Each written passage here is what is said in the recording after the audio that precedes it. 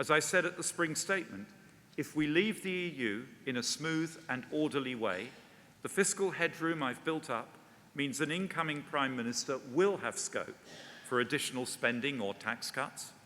But there's a caveat. A damaging no-deal Brexit would cause short-term disruption to our economy, soaking up all the fiscal headroom we've built and more.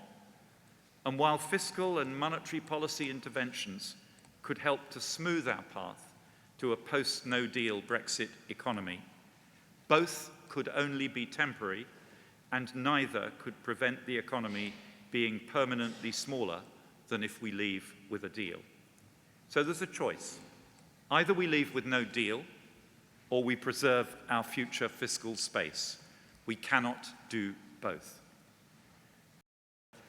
Now, it may be that I'm wrong, and a new leader will persuade Parliament to accept the deal it has already rejected 3 times, or that the European Union does a 180-degree U-turn and reopens the withdrawal agreement.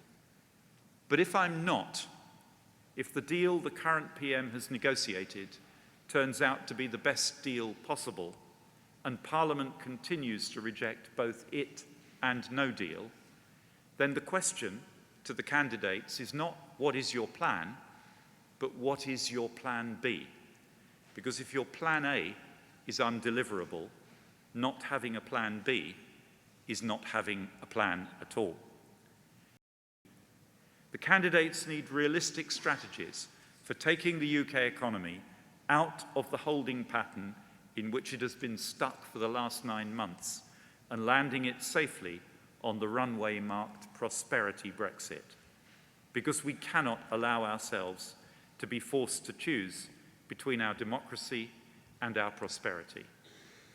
And if the new Prime Minister cannot end the deadlock in Parliament, then he will have to explore other democratic mechanisms to break the impasse.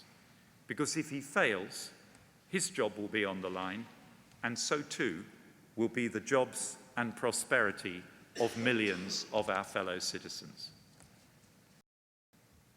If we can fight the corrosive wave of simplistic populism, if we can reground our politics in a common vision built on pragmatism and realism, and recapture for the centre ground a sense of optimism and momentum, we can look ahead to a brighter future for our economy, our politics, our society, and our country.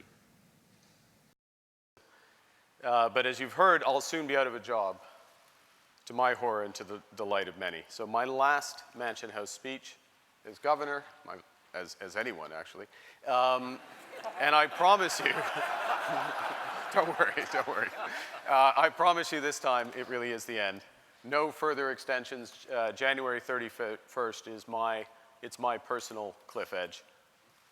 I'm taking my $39 billion and my housing allowance, and I'm scarpering back. Scarpering back to a land where drugs aren't a bar to high office. It's something you do when you get there.